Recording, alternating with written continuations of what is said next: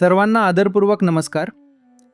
सद्गुरू श्री गोंदवलेकर महाराजांच्या अमृतमय वाणीला नमन करून आजच्या प्रवचनाची सुरुवात करूया. जीवनाला दिशा देणारे, मनाला शांती देणारे आणि भक्तीचा मार्ग दाखवणारे हे विचार आपल्या हृदयात उतरावेत याच भावनेने चला तर मग 17 डिसेंबर रोजीचे सर्व दुःखांचे मूळ देहबुद्धी आहे. सद्गुरू श्री गोंदवलेकर महाराज यांचे आजचे प्रवचन भक्तिपूर्वक ऐकूया. परमार्थाचा विषय तसा खरोखरच कठीण आहे आणि सर्वांना नडणारा आहे. ज्याला हा विषय जाणून घ्यायचा असेल त्याला मी कोण हे जाणण्यापेक्षा मी कोण नव्हे हे जाणणे महत्त्वाचे आहे. एखाद्या पाऊलवाटेने जात असताना ती वाट चुकलो आणि आपण भलत्या मार्गाला लागलो तर त्यापुढला सर्व व्यवहार चुकत जाणार. एखादे गणित सोडविताना एखाद्या आकड्याची चूक झाली की त्यापुढले सर्व गणित चुकत जाते. किंवा एखाद्या रोगाचे निदान बरोबर झाले नाही तर मग त्या रोगावर केलेली औषध योजना फुकट जाते. त्याप्रमाणे मनुष्याच्या सर्वसामान्य गुणधर्मांचे आकलन जर बरोबर झाले नाही तर या गुणधर्मावर आधारलेला परमार्थाचा मार्गही जाणणे फार कठीण गोष्ट होईल. आपण आनंदी असावे, नेहमी आनंदात राहावे असे सर्वांनाच वाटते. हा झाला पहिला गुणधर्म.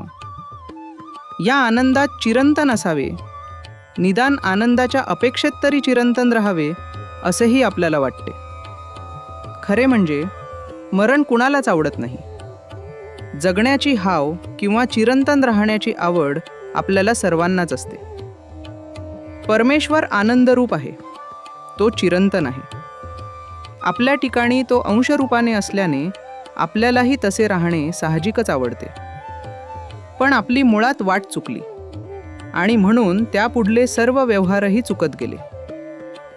एखाद्याच्या परसातले झाड पडल्यावर तो माझे झाड पडले असे म्हणतो, परंतु त्याचा देह पडल्यावर त्याचे शरीर पडले असे नाही आपण म्हणत, तो मेला असे म्हणतो. म्हणजेच मुळात चूक ही की आपण स्वतःला देह समजूनच राहतो. देह माझाच समजून त्याच्यावर प्रेम करतो ही पहिली चूक.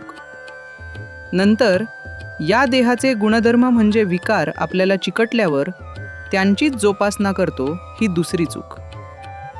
एकदा हे विकार चिकटल्यावर त्यांची वाढ न थांबविता ते नेतील तिकडे त्यांच्या पाठीमागे जाणे आणि त्याकरिता वेळप्रसंगी आपली बुद्धीही गहाण टाकणे ही तिसरी चूक.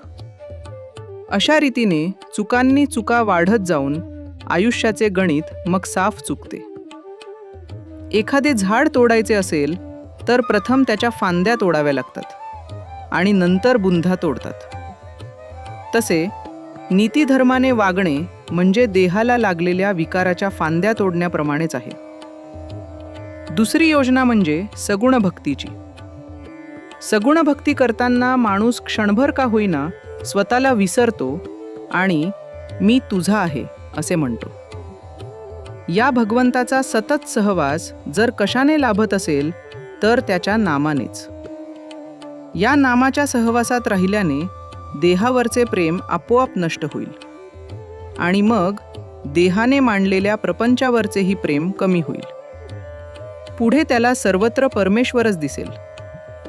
तेव्हा आत्तापासून मी राहीन तर नामातच राहीन असा निश्चय करा. मला खात्री आहे राम तुमच्यावर कृपा करील.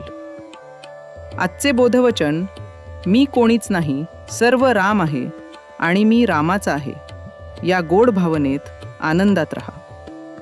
श्रीराम. जय राम. जय जय राम.